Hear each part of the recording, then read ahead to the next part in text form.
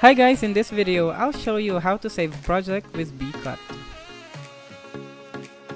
BeeCut is an incredibly easy video editor where anyone can create stunning videos in no time. It offers basic functions for daily editing such as cut, delete, and merge clip with just one click. This video editing software supports editing videos with different aspect ratios.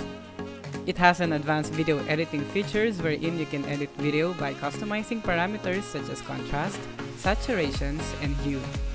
A project keeps all the work on your video slideshow.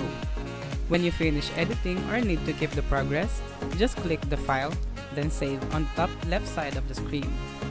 Name the project, set the output directory, and then click save. Here is the saved project on BeeCut.